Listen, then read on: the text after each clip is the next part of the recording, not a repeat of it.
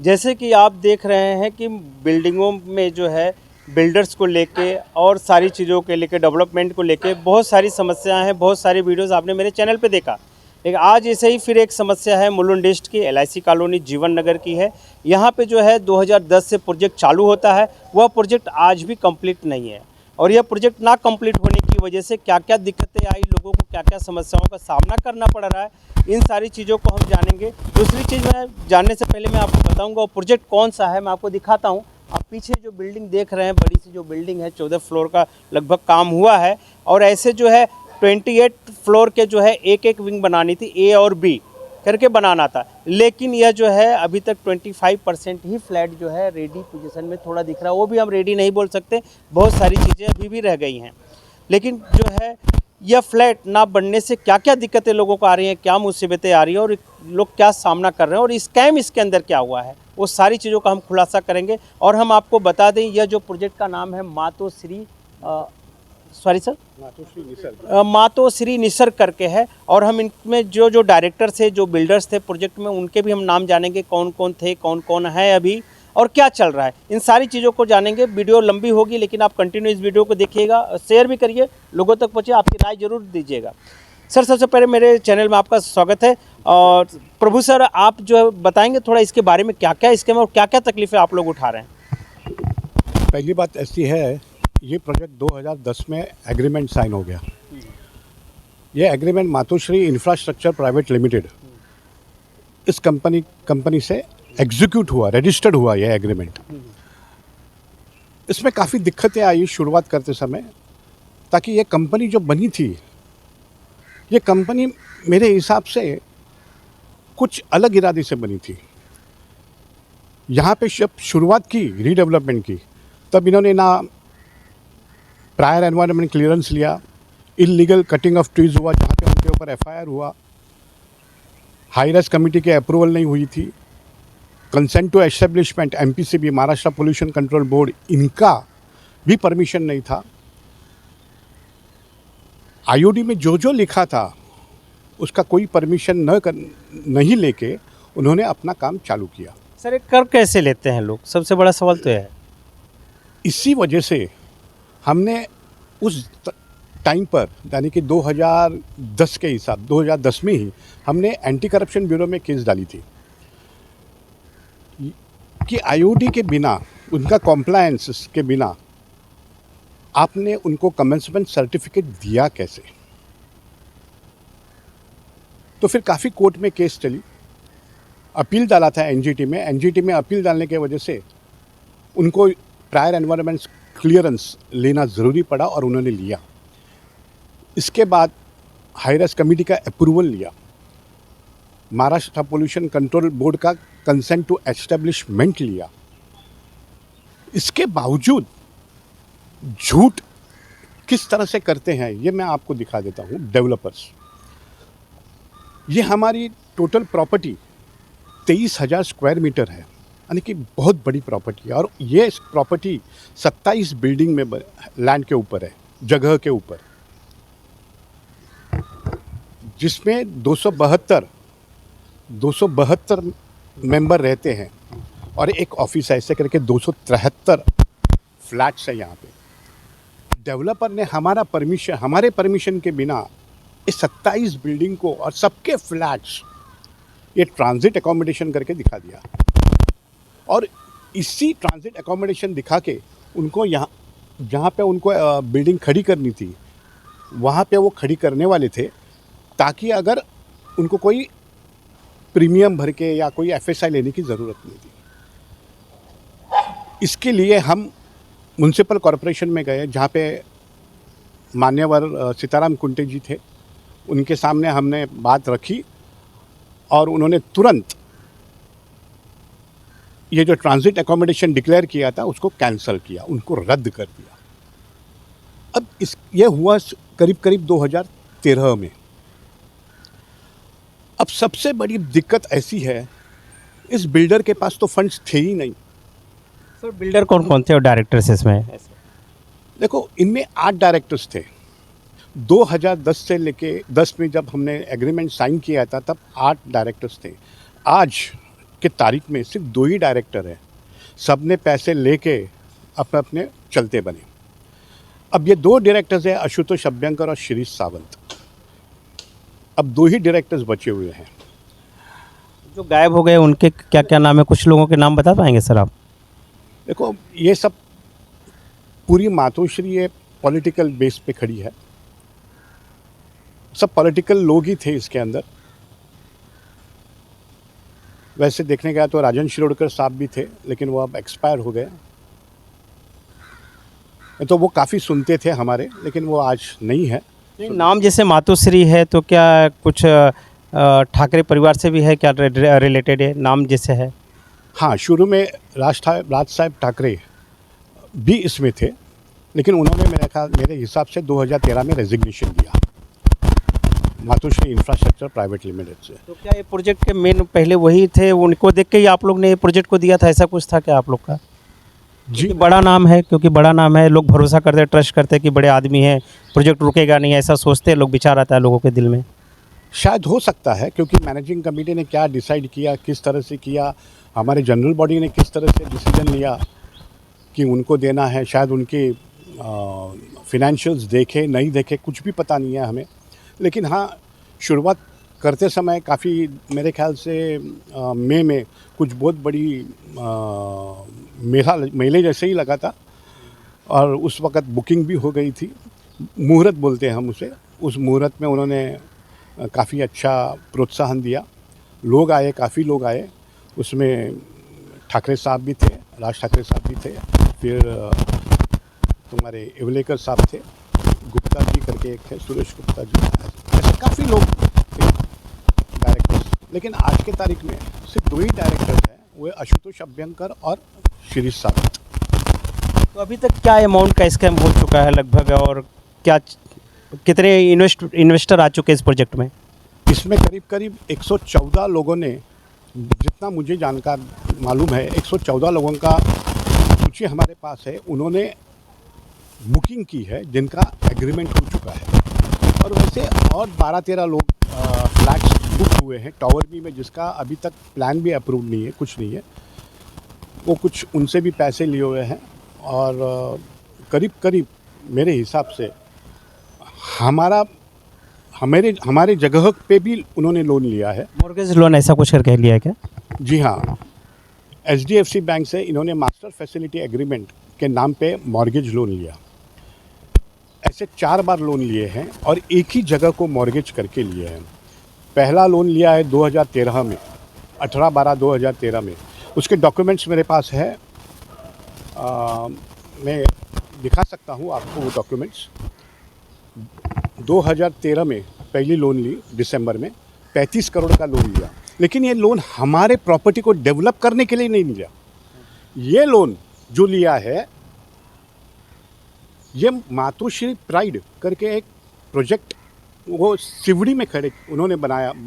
उनके कोई क्या बोलते हैं, एक एंटिटी थी, मे बी सिस्टर कंसर्न, तो उस एंटिटी को लेके उन्होंने ये लोन लिया और हमारी प्रॉपर्टी वहाँ पे मॉर्गेज रखी। अच्छा सर, मेरी ये समझ में नहीं आता, अगर वो यह प्रोजेक्ट है मुलुंड में, तालुका यहाँ की अलग है, और वह प्रोजेक्ट कहीं और होगा, वहाँ की तालुका अलग होगी, सारी चीज़ें, और डायरेक्टर्स भी अलग लोग होंगे, वहाँ के भी डायरेक्टर अलग, यहाँ के भी डायरेक्टर अलग, तो ये प्रॉपर्टी कैसे मान ली जाती है कि ये मॉर्गेज कैसे कर देता है बैंक? क्या बैंक की भी कहीं मिस्टेक होती है? और ये पेपर थोड़ा सा मुझे बताएंगे सर, क्या अमाउंट लिया है लोन? देखो, ऐसा है, मैंने पहले ही कहा कि ये पॉलिटिकल बिल्डर्स जो हैं ये पॉलिटिक्स में हैं पूरे। और दूसरी बात है, HDFC बैंक ने उनको कैसे लोन दिया। अब ऐसा है कि क्या डॉक्यूमेंट्स उन्होंने दिए हैं, आज तक बैंक हमें दे नहीं रहे हैं, क्योंकि उनका, मैंने इसे काफ़ी लेटर्स भेजे हैं, लेकिन उनका कहना है कि आप हमारे कस्टमर नहीं है तो हम आपको दे नहीं सकते हैं। ऐसा HDFC बैंक का कहना है। वो मेरे पास HDFC बैंक का लेटर है। RTI से भी नहीं दे रहे वो आपको इन्फॉर्मेशन? जी नहीं, मैंने RTI डाला नहीं, क्योंकि एप्लीकेशन किया है, क्योंकि मैं एक मेंबर हूँ, तो मुझे एप्लीकेशन करके उनको डॉक्यूमेंट देना ज़रूरी है, तो उन्होंने दिया नहीं है। लेकिन अगर आपने देखा है, उन्होंने 4 लोन लिए हैं, बैंक ने भी इसमें खेल खेला है। पहला लोन लिया है 35 करोड़ का, जो लिया है 2013 में, दूसरा लोन लिया है 30 करोड़ का 2016 में, तीसरा लोन लिया है 30 करोड़ का 2017 में, और ये सभी लोन एनपीए करके डिक्लेयर हो गया 2019 में। इसके बावजूद 2021 फरवरी 21 को 2021 को इन्होंने एचडीएफसी बैंक ने फिर से उनको 16.51 करोड़ का लोन दिया। अच्छा, एनपीए होने के बावजूद भी उनको लोन मिला? मतलब फिर से एनपीए हो गया, उसके 2-3 साल के बाद फिर से अप्लाई करके उन्होंने लोन ले लिया। इसे हम कहते हैं कि बैंक ने इनको एवरग्रीनिंग बोलते हैं, एवरग्रीनिंग करके, ताकि ये जो एनपीए होता है वो छुपा देते हैं और फिर एडिशनल लोन दिया जाता है। तो इस तरह से आरबीआई के नॉर्म्स हैं, प्रूडेंशियल नॉर्म्स, ओके। तो वो आरबीआई को बताया नहीं बताया ये हमें मालूम नहीं है, ये वही बता सकते हैं एचडीएफसी बैंक। लेकिन हाँ, अगर आप देखने गए तो मेरा 23,000 स्क्वायर मीटर का जो प्रॉपर्टी है वो 4 बार मॉर्गेज हुआ है। सर बस शो करेंगे तो पेपर, थोड़ा अमाउंट लोग दर्शकों को हम दिखाना चाहेंगे।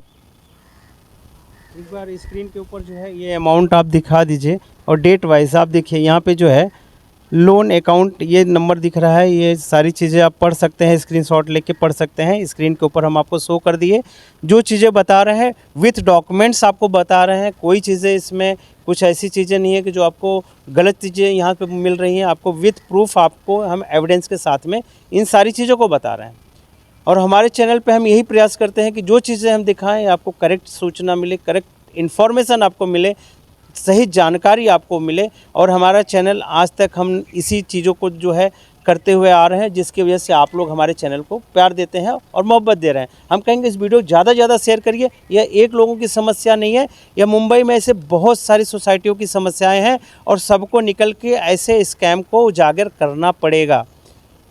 करना पड़ेगा, बताना पड़ेगा, समाज को जगाना पड़ेगा और खुद भी जागना पड़ेगा, क्योंकि ऐसे स्कैम हुए हैं। सर और क्या आप बताएंगे सोसाइटी के बारे में थोड़ा? एनपीए हुआ है टोटल लोन 145 करोड़, यानी कि 99,65,710, इसका मतलब 146 करोड़।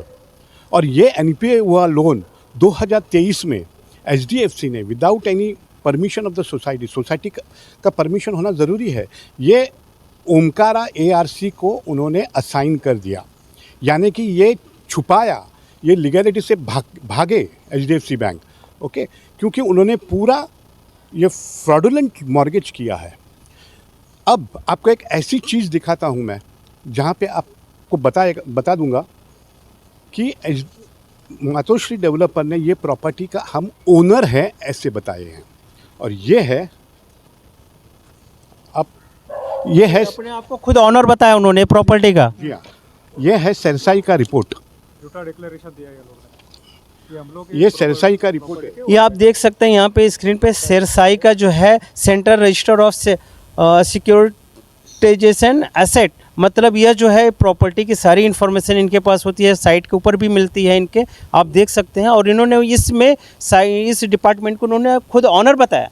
ऑनर कैसे बता सकते हैं, ये हम जानेंगे हम।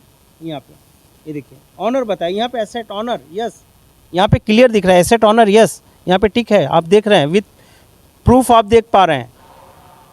सर ये कैसे पॉसिबल हुआ, ऐसा कैसा उन्होंने दिखा दिया? ये एचडीएफसी बैंक को पूछना, एचडीएफसी बैंक को बताना पड़ेगा कि ये आप कैसे, कौन से डॉक्यूमेंट्स लिए हैं। पहली बात तो ऐसी है कि डेवलपमेंट राइट्स मॉर्गेज करने के लिए हमारे एग्रीमेंट में परमिशन दी है।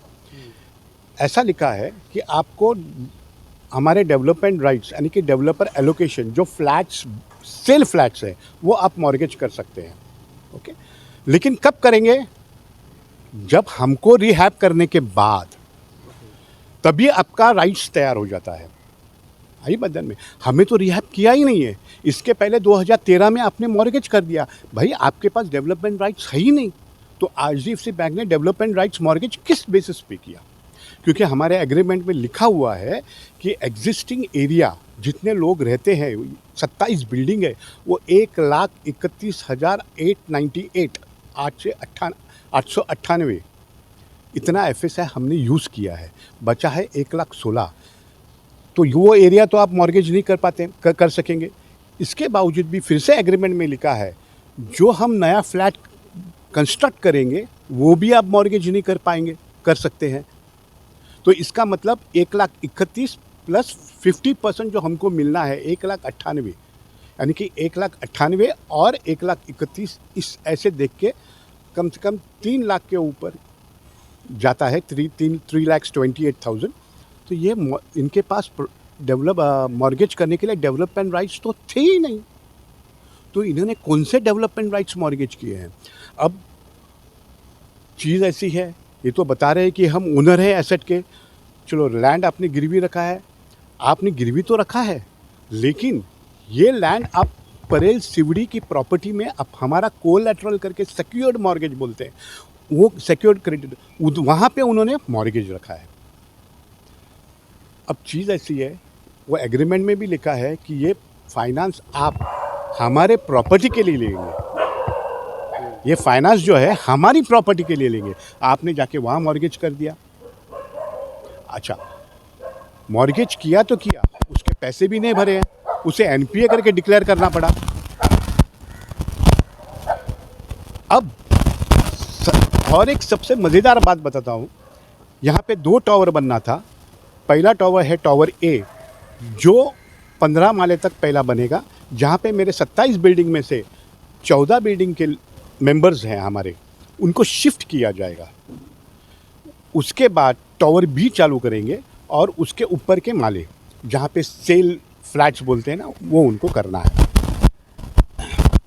अब चीज़ ऐसी है, मतलब 50% जो है नए इन्वेस्टर आएंगे, 50% इन लोगों को ही दिया जाएगा, ऐसा था शुरुआत में। ओके, शुरुआत में वो तो वैसा ही है हमारा एग्रीमेंट, उसमें कोई बदल नहीं है एग्रीमेंट में। तो ये डिसाइड किया जाएगा। तो इनके पास पैसे ही नहीं थे, तो इन्होंने सिर्फ 14 माले तक का बिल्डिंग खड़ा किया और एमसीजीएम से उन्होंने पार्ट ऑक्यूपेशन सर्टिफिकेट लिया। और ये पार्ट ऑक्यूपेशन सर्टिफिकेट एक फोर्ज डॉक्यूमेंट्स के ऊपर लिया। सीएफओ को हमने कंप्लेंट किया, चीफ फायर ऑफिसर, उन्होंने एनओसी दी, उन्होंने सब आके कंप्लायंस किए कि नहीं देखे। अब क्या देखे पता नहीं, लेकिन मशीन जो भी लगाई थी वो चली नहीं रही थी, पार्ट्स नहीं थे, इनकम्प्लीट पार्ट्स थे, सभी पाइप्स को होल थे, एड्रेसिंग सिस्टम कनेक्टेड नहीं थे, मशीनें चालू नहीं थी, इम्प्लीमेंट कैसे हो नहीं रहा था, प्रेशर्स नहीं थे। ये कहाँ से किया इन्होंने? जब हम इसके कंप्लेंट किए, कम से कम 1 साल गया हमारा, लेकिन किसी ने कुछ इस पर पुलिस वालों ने दखल नहीं दी ना। सिर्फ कॉन्ट्रैक्टर के ऊपर एफआईआर लिया, डायरेक्टर्स के ऊपर लिया नहीं एफआईआर, जहाँ पे डायरेक्टर्स और आर्किटेक्ट इसको रिस्पॉन्सिबल है, क्योंकि यही लोग हैं जो साइट पे अपलोड करते हैं डॉक्यूमेंट्स। तो जब अपलोड करते हैं डॉक्यूमेंट्स, तो उनको वेरीफाई करना, ऑथेंटिसिटी ऑफ द डॉक्यूमेंट्स देखना है। सर कहीं कहीं जो डायरेक्टर बिल्डर्स होते हैं या कॉन्ट्रैक्टर के साथ में कुछ ऐसा असाइनमेंट एग्रीमेंट कर लेते हैं और उसमें कॉन्ट्रैक्टर को फंसाया जाता है, ये सेफ हो जाते हैं, ये कहीं कहीं अपने रास्ते ढूंढ के रखते हैं, ऐसा कुछ किया है क्या? जी हाँ, जहाँ पे कॉन्ट्रैक्टर के ऊपर एफआईआर लिया है, लेकिन मुनव्वर पुलिस स्टेशन ने आज तक उनको अरेस्ट नहीं किया। उनके पास से क्या पूछताछ की पता नहीं है, बता भी नहीं रहे हैं। और कॉम्पिटेंट अथॉरिटी सीएफओ ने कहा है कि MCGM is a competent authority, yes he is a competent authority, उनको जाके कंप्लेंट फाइल करनी है डेवलपर के और आर्किटेक्ट के अगेंस्ट, लेकिन आज तक वो गए नहीं और कंप्लेंट नहीं दी। ना एमसीजीएम ने कंप्लेंट किया, ना सीएफओ ने कंप्लेंट किया। और ये जो मैटर है, प्रभु साहब ने जैसे बताया कि मेरे प्रॉपर्टी के ऊपर कोई लोन ले रहा है और दूसरी जगह मैं यूज़ कर रहा हूँ, it's a matter of money laundering. मैं यहाँ से पैसा उठा रहा हूँ, मैं दूसरी जगह डाल रहा हूँ, यही पैसा, यही टाइटल का पैसा। तो हम लोग ने ईडी पे कंप्लेंट किया था, इनकम टैक्स में कंप्लेंट किया था, प्राइम मिनिस्टर ऑफिस को भी हम लोग ने जॉइंट लेटर भेजा था, नौकर पुलिस स्टेशन में लेटर भेजा था, पीएमओ ऑफिस से प्रभु साहब को एक्नॉलेजमेंट भी आया है, उनको डायरेक्टिव्स भी आए हैं सीपी ऑफिस और एसीपी ईओडब्ल्यू को कि आप इसका इन्वेस्टिगेशन करो। इसके बावजूद भी नौकर पुलिस स्टेशन कुछ नहीं कर रहा है, ना ईओडब्ल्यू कुछ कर रहा है, ना एसीबी कुछ कर रहा है, ना डिप्टी रजिस्ट्रार कुछ कर रहा है। ये सब मिलीजुले इन लोग की, ये डेवलपर और ये एग्जिस्टिंग मैनेजिंग कमेटी और प्रीवियस कमेटी, इन लोग की सब मिलीजुली है। अच्छा सर, मैं ये जानना चाह रहा हूँ कि ये जो इन लोगों के ऊपर जो कार्रवाइयाँ जो होती नहीं है, आप लोग कोशिश करते हैं, उसके बावजूद भी ये सब प्रशासन नहीं जाग रहा है। इसकी वजह से सीनियर सिटीजन्स के लिए भी नए नए जीआर भी आए हुए हैं, लेकिन अभी इम्प्लीमेंट नहीं हुआ। आपने नवीन मंजू का आपने देखा होगा वीडियो, उसमें एक महिला थी जयश्री धोसी करके हैं, उनका जीआर एक पास हुआ था, लेकिन इम्प्लीमेंट नहीं हुआ। उसमें था कि मतलब सीनियर सिटीजन्स को बिना घर के रखा नहीं जा सकता है, जो भी डेवलपमेंट होता है, या फिर उनके रेंट को नहीं रोक सकते हैं। उन चीज़ों को नहीं ये लोग कर पा रहे हैं, तो ये तो बहुत बड़ी चीज़ होगी। देखो, आज 15 साल हो गए हैं ना। 15 साल में कम से कम मैं आया यहाँ पे जीवन नगर LIC में 2003 में, तभी तो कोई स्ट्रक्चरल रिपेयर्स हुए नहीं थे, और 2024 में स्ट्रक्चरल रिपेयर किए, लेकिन मेरी बिल्डिंग की नहीं। आज आपके सामने ये बिल्डिंग खड़ी है, अगर आप देखें तो इस बिल्डिंग में सिर्फ 4 ही लोग रहते हैं। 16 फ्लैट है, सिर्फ 4 ही लोग रहते हैं। तो इस बिल्डिंग में क्या बोलते हैं, पिजन्स, कबूतर, सब टाइप के इंसेक्ट्स सबके घर में अंदर गए हुए हैं, जहाँ पे लोग रह नहीं पा रहे हैं। उसके अंदर ये पूरी बिल्डिंग लीकेज है। इसके वजह से मॉस तैयार हुआ है, ब्लैक मॉस, पानी का ये होने से मॉइस्चर। आज मैंने ये छोड़ दिया घर, और आज मैं जाके रेंट में रह रहा हूँ। 42,000 रुपये का रेंट भर के वहाँ रह रहा हूँ। मेरी बीवी, wife, she is suffering from a cancer. मैंने महिला आयोग में भी ये कंप्लेंट की कि इन लोग का क्या क्या प्रॉब्लम्स है, फिर भी महिला आयोग ने रजिस्ट्रार को लेटर लिखा कि इसका पूरा डिटेल्स मुझे चाहिए। अभी तक गया नहीं है रजिस्ट्रार के पास से महिला आयोग को डिटेल्स। अच्छा, कुछ रेंट तय नहीं था क्या बिल्डर्स के साथ में, क्योंकि आप लोग रह रहे थे इसलिए रेंट नहीं देना था उनको, ऐसा कुछ था? क्योंकि ये बिल्डिंग नॉन ट्रांजिट मॉडल पे, ये कंस्ट्रक्शन जो हुआ था है रीडेवलपमेंट, ये नॉन ट्रांजिट मॉडल पे है। यानी कि किसी को ट्रांजिट नहीं मिलेगा, सब कुछ शिफ्ट किया जाएगा, और उस बेसिस पे उनको ना कॉर्पस था हमें, ना रेंट। रिपेयरिंग करना, ये सारी चीज़ें बिल्डर्स के डेवलपर्स का काम होना चाहिए या नहीं होना चाहिए? क्योंकि वो रहने लायक ही जब नहीं है, लीकेज है सारी चीज़ें, तो इन चीज़ों की व्यवस्था कौन करेगा?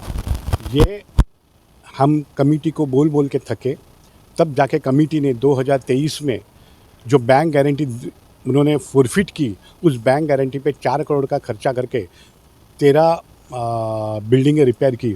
उसमें भी क्या बोलते हैं, करप्शन हो चुका है।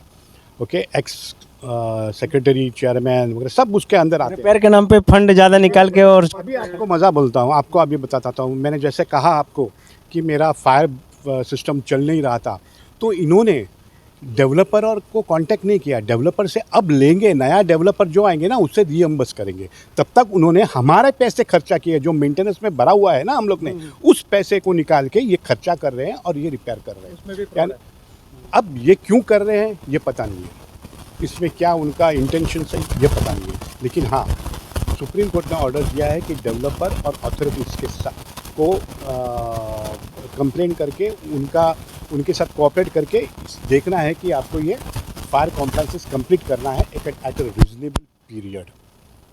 अच्छा सर, आपने मतलब ऑर्डर्स पास करवाए हैं जिसमें सिंगल आदमी भी जो है अपने हक के लिए लड़ाई लड़ सकता है, मेजॉरिटी की ज़रूरत नहीं है सबकी इकट्ठा करने की, तो क्या आप अपनी सोसाइटी लोगों को कुछ मैसेज देना चाहेंगे इसके ऊपर कि इंडिविजुअली वो FIR कर सके या इसके ऊपर कंप्लेन करें? देखिए, ऐसा नहीं है मेजॉरिटी माइनॉरिटी। देखो, चीज़ ऐसी है, जहाँ पे तुम्हारी right to life and liberty आती है, वहाँ पे मेजॉरिटी नहीं चलती है। अभी फायर सिस्टम जो है, ये एक आदमी भी जाके कंप्लेन कर सकता है, क्योंकि वहाँ पे फ्रॉड हुआ है। जहाँ पे फ्रॉड हुआ है ना, वहाँ पे एक आदमी भी जाके कंप्लेन कर सकते हैं, लेकिन आपके पास डॉक्यूमेंट्री एविडेंस होना चाहिए। जैसे कि मैं अभी देख रहा हूँ कि इतनी बड़ी सोसाइटी है, लेकिन आप सिर्फ 2 लोग यहाँ पे मुझे दिख रहे हैं, और वैसे ही आप सरकारी डिपार्टमेंट में जाके आपकी कंप्लेन कर सकते हैं। जब आप हम लोग ने किया कंप्लेन, हम लोग ने ईडी में किया है, उनका MCGM में करीब मेरे काफ़ी लेटर्स हैं जो आपको दिखा सकते हैं। 2013 से लेकर 2023 तक आज तक मैंने कोई कंप्लेंट नहीं की, क्योंकि 2013 में उन्होंने सभी चीज़ों के कंप्लायंस किए थे। उसके बाद उन्होंने हमारा एक फंजिबल FSI करके है, वो भी उन्होंने मॉर्गेज किया, जिसके ऊपर ना हमारे पास सप्लीमेंट्री एग्रीमेंट है, कोई एग्रीमेंट ही नहीं बना है। तो हमारे सोसाइटी के भावी सेक्रेटरी और अभी के चेयरमैन ने उन्होंने साइन कर दिया अमेंडेड प्लान्स के ऊपर। ओके। और अभी 10 साल के बाद अभी रेजोल्यूशन पास किया है जो अब हम चैलेंज कर रहे हैं कोऑपरेटिव कोर्ट में उसको। तो ऐसे काफ़ी कुछ चीज़ें है जो अभी भी हिडन है, जो अब धीमे धीमे बाहर आएंगे। अब ये फ्रॉड जो हुआ है HDFC बैंक के साथ, HDFC बैंक ने और डेवलपर ने मिल के किया है, क्या किया वो तो कोर्ट बताएंगे और EOW बताएंगे। ओके। अब ऐसा है कि हम लोग ने रिट पिटीशन डाली हुई है, वो रिट पिटीशन का नंबर है 2069 ऑफ 2025। अब कुछ न्यू फैक्ट्स हमें मिले हैं, तो उस न्यू फैक्ट्स के बेसिस पे हमने पिटीशन अमेंड करने की एक प्रेयर मांगी है। वो प्रेयर अप्रूव हो गया है मेरे ख्याल से, और उसे हम आने वाले दूसरे डेट में हम उसको जज के सामने हम रखेंगे। उसी हिसाब से हमने सिटी सिविल कोर्ट में भी डाला हुआ है। इसी हिसाब से हमने क्या कहते हैं NCLT में हम डाल रहे हैं कि ये कंपनी ने फ्रॉड किया है करके। Company intention of the company is to do fraud, क्योंकि 8 डायरेक्टर्स थे, 8 में से अब 2 रहे हैं। ओके। 2013 से लेकर 2021 तक पैसे किधर है भाई हमारे? तुमने डाइवर्ट किया है फंड, हमारा प्रॉपर्टी मॉर्गेज करके आपने हमारे प्रॉपर्टी में कुछ नहीं यूज़ किया है, तुमने फंड्स डाइवर्ट किया है। अब मुझे बताइए, एक पूरी बिल्डिंग जो आज खड़ी है वो 1 लाख स्क्वायर फुट के ऊपर खड़ी है। अब अगर आप देखने जाए तो 4,000 रुपया FSR पकड़ लो, 4,000 रुपया कंस्ट्रक्शन कॉस्ट। हम 4,000 बोला तो DPN अपना घाटकोपर के आगे जाएंगे, तो 4,000 रुपया की कॉस्ट पकड़ लो, तो 1 लाख स्क्वायर फीट बोला तो कितना हुआ? 40 करोड़, 50 करोड़ पकड़ो, तो ये 2,50,000 रुपया गए कहाँ? 250 करोड़ के लगभग इसके ऊपर निकाल लिया गया है इन्वेस्टर द्वारा और लोन के द्वारा। 111 करोड़ 51 लाख ये तो हमारी प्रॉपर्टी मॉर्गेज करके हुई। 98 करोड़ तो ये 114 लोगों का फ्लैट का है, प्लस 12 करोड़ तो उनका है, यानी कि करीब 2.5 करोड़ हो गया, 250 करोड़। तो ये पैसे गए किधर? It is nothing but diversion of funds. अब सोसाइटी को कहा है कि आर्बिट्रेशन में जाओ, सोसाइटी जा नहीं रही है। सोसाइटी तो उसके बावजूद नया डेवलपर देख रहा है, और नया डेवलपर को कहने वाले हैं कि आप इसको क्लियर करके दो। ऐसे नहीं होता भाई, 4 बार मॉर्गेज है, मेरे पास डेवलपमेंट राइट्स भी है, और वो खुद बोल रहा है ओनर है, जब तक वो बाहर नहीं निकलेगा तब तक हम DA साइन नहीं कर सकते हैं। वो खुद बोल रहा है ना ओनर है करके, तो ये डिस्प्यूट हो गया। और मैं नहीं बोल रहा हूँ, ये डॉक्यूमेंट बता रहा है, central registry of securitisation asset reconstruction and security interest of India, ये सरसाई रिपोर्ट बता रही है। ये मेरी रिपोर्ट नहीं है या कोई प्राइवेट कंपनी की रिपोर्ट नहीं है, ये तो सेंट्रल गवर्नमेंट की, सेंट्रल की रिपोर्ट है ये। अगर यहाँ पे अगर आप बता रहे हो कि ये प्रॉपर्टी मॉर्गेज हुई है विथ लैंड एंड स्ट्रक्चर, मैं नहीं बोल रहा हूँ, यहाँ देखिए लिखा हुआ है, देखिए यहाँ पे 30,000 स्क्वायर मीटर, 30,000 स्क्वायर मीटर, फिर से ऊपर है 23,000 स्क्वायर मीटर।